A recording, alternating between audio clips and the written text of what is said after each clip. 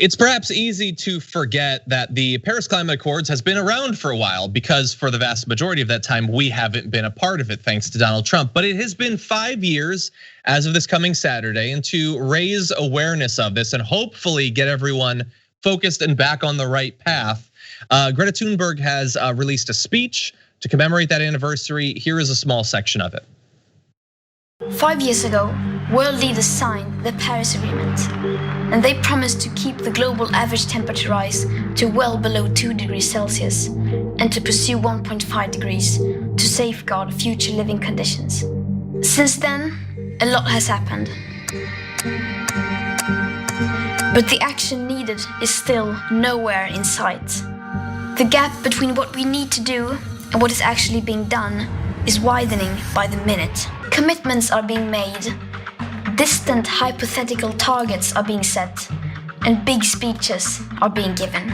Yet, when it comes to the immediate action we need, we are still in a state of complete denial, as we waste our time creating new loopholes with empty words and creative accounting. At the current emission rate, our remaining CO2 budget for 1.5 degrees will be completely gone within 7 years, long before we'll even have a chance to deliver on our 2030 or 2050 targets.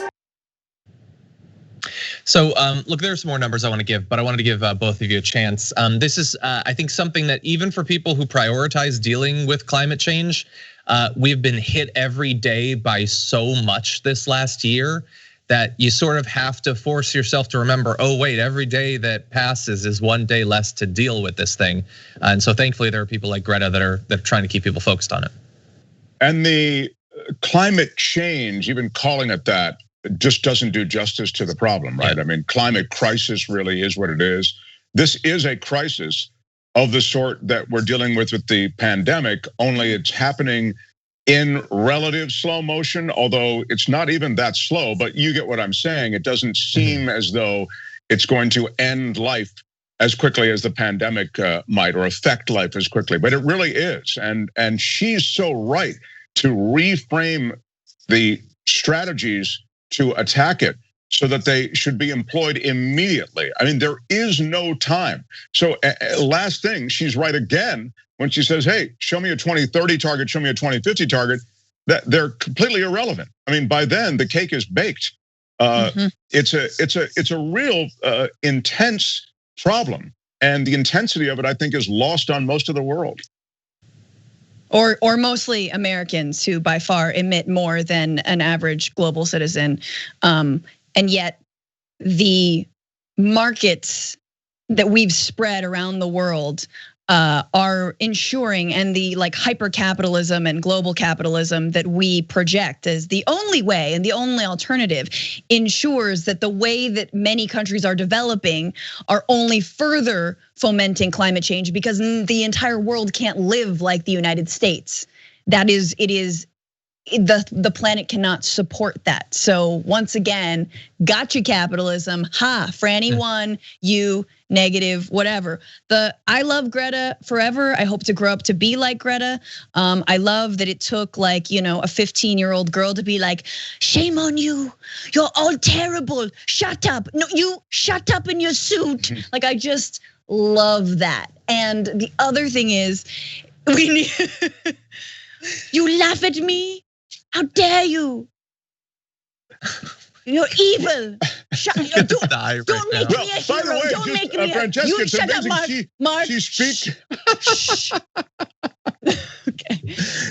She speaks better than most Americans. That's not, English is not her first language, and she's one of the most articulate people I've heard speak. It's not how she's saying it. It's not what she's saying. It's that she is saying, literally stop with the BS, that this is not your pet project. This is not a thing you care about. This is not you just bringing your own bags to the grocery store and then everything's gonna be hunky dory. Like, this is massive inaction, and it requires massive mobilization and a huge change that you're totally not prepared for, and that we are not being honest with ourselves about.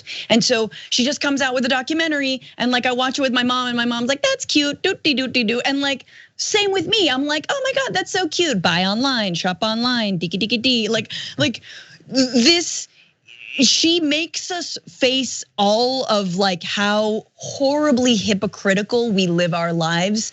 And I think that's so important. And the other thing that she's pointing out there is that actually the Paris Climate Accords, as much as it is important to re-enter them, and yay Biden, but it is not binding. And that's so, like, when we don't meet the emission levels, like, the Fukushima monster that lives under the former, nuclear power plant doesn't get unleashed on whichever country doesn't comply. I wish it did, because it lives there. But the point is like, there's nothing that binds a country. So if we don't meet our standards, like what? Do you get slapped with sanctions? No, that's not written in there.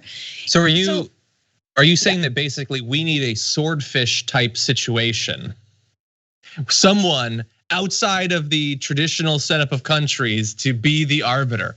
No, of course not. But yeah, that would be nice. And if it could come in the form of a radioactive kaiju, I would probably be down for that.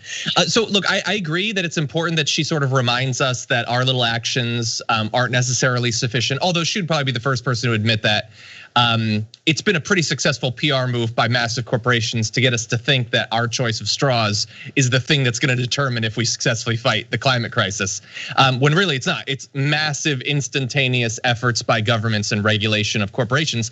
But she also throws that same stuff back in the face of world leaders. Like the way this is supposed to work is that she gets some press, she goes viral, she gives a big speech, she gets brought to the UN and she's co-opted, but she has not allowed that to happen. So she tells these leaders, yes, so you're in the Paris Climate Accords and you've set up these goals for 2030 or 2050 and they suck and they're not enough. And so I don't want your speeches. I love that.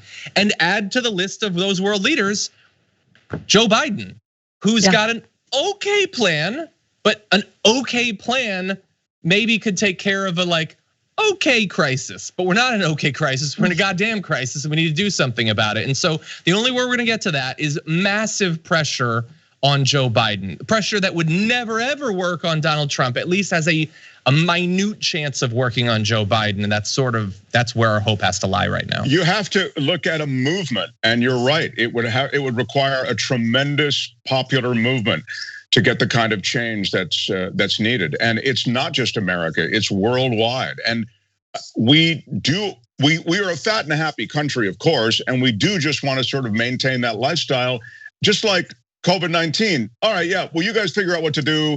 Let me know, where I need to be, and if it works out, I'll be there, and everything will be fine. This really isn't a get the vaccination to get out of this kind of climate crisis type situation. This will require radical change and radical new strategies. And I just see, unfortunately, a bleaker and bleaker picture when it comes to the political will internationally, not just in America, internationally to make that kind of change. It's interesting though, because I'm not familiar with other climate denialist movements that are as strong as the one that we've got in the United States. And of course that is, that is obviously the fossil fuel industry that has been making a point to cover their tracks for 50 years or so. But it is, you see this from the right wing perspective, and you see like that their strategy has been denial up until it is, okay, sure, it's real, but there's nothing we can do about it. And that seems to be and is the new strategy for actually continuing to do nothing. I always come back to this stupid point, but for some reason I decided to read like the Trump transit plan, like some National Transit Authority plan, and they were saying that they were gonna cut the regulations on emissions because, and this is like a direct quote, it's too late. Like there's nothing more we can do. So why regulate emissions? So they know, these right wingers know. And if that doesn't work, let's say, okay, that's the second strategy, that doesn't work. Jesus, God, it's God's will. God wants this. This is the end of times. There's gonna be floods. You just build an ark and we our way out of here. Like this, like they always have something. So Mark is totally right. Like the political battle that is ahead of us. It's like we need to split ourselves. There has to be like folks like Greta and folks like the Sunrise Movement who are on the ground lobbying, pushing a Green New Deal, and then just an entire like counter propaganda, which I hope we can be part of, movement to really, just shine a light on these denialists and these utter cynics who are fine with masses of millions and millions and millions of people dying. Yep. Or, having to migrate to different countries. And I'm sure the right wing is going to be very cool about that when that starts happening. Well, last thing, John, anyway, I know we got to move on. But okay, this has to be the last point. Yeah, absolutely. My very super last thing. It's agricultural belts are moving. You're going to see a radical change in the sustainability of lifestyles associated with farming across the planet, including America. So it's not just a bunch of refugees in torn t-shirts who are gonna have to find a new place to live. No, it is a substantial, brutal kind of change that's gonna be ahead for America as well. Thanks for watching The Young Turks, really appreciate it. Another way to show support is through YouTube memberships. You'll get to interact with us more. There's live chat emojis, badges. You've got emojis of me, Anna, John, Jayar. So those are super fun. But you also get playback of our exclusive member-only shows and specials right after they air. So all of that, all you gotta do is click that join button right underneath the video. Thank you.